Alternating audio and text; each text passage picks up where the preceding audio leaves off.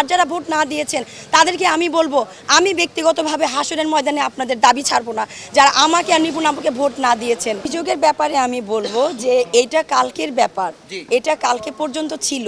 এরপরে নির্বাচন কমিশনার জানে, আমি আমাদের কালকে ঈদ পুনর্মিলনী ছিল রাত পর্যন্ত, ওখানে আমি ব্যস্ত ছিলাম। আজকে আমি সারাদিন তাদের সাথেই অনেক সুন্দর বন্ধুত্ব সম্পর্ক ভাবে একসাথে আমরা একটা নির্বাচন করেছি। আপনারাই কিন্তু সেগুলো দেখেছেন যে কত সুন্দর সম্পর্ক। আমি ডিপজল ভাইয়ের সাথে কথা বলছি, মিশা ভাইয়ের সাথে কথা বলছি, তারা আমাদের সাথে আনন্দ উৎসব করছে, আমরা আনন্দ উল্লাস করছি। এখন আসলে এই মুহূর্তে এগুলো নিয়ে কথা না বলে আমরা সুন্দরভাবে যে সম্পূর্ণ করেছি আমাদের নির্বাচনটা, বাকিটা এখন কাউন্টিং হচ্ছে।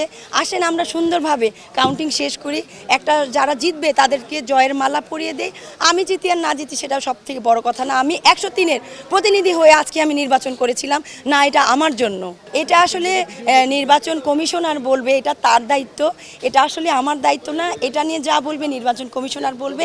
তবে এখন যেহেতু আমাদের নির্বাচন শেষ, ডিপজল ভাই আমার বন্ধু, আমি মিশা ভাইয়ের বন্ধু, নিপুণ আপুর বন্ধু ডিপজল ভাই, আমরা সবাই কিন্তু এখন এক। এখন আপনারা যদি এটার মাঝখানে আসেন, আপনারা কিন্তু হবেন তৃতীয় ব্যক্তি। তাই আপনারা আমাদেরকে মিল করিয়ে দেন, আপনারা আমাদেরকে ভালোবাসেন, আপনারা আমাদের পাশে থাকেন। কারণ আপনারা সাংবাদিক ছাড়া কেউ যদি বলে সে কিছু করতে পারবে, আমি বলবো সে কিছুই করতে পারবে না। আপনারা ছাড়া আমরা অচল, আমি তো অচলই।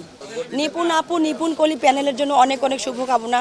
যারা আল্লাহকে সাক্ষী রেখে নিপুণ কলিকে ভোট দিয়েছেন 103 জন, তাদের জন্য অনেক অনেক শুভকামনা। আর যারা ভোট না দিয়েছেন তাদেরকে আমি বলবো, আমি ব্যক্তিগতভাবে হাসরের ময়দানে আপনাদের দাবি ছাড়বো না, যারা আমাকে আর নিপুণ আপুকে ভোট না দিয়েছেন। এরপর আমি সবার কাছে কৃতজ্ঞ যারা আমাদের পাশে ছিলেন, সারা জীবন আমাদের পাশে থাকবেন, আমাদের ভালোবাসা দিবেন। ধন্যবাদ। Thank you.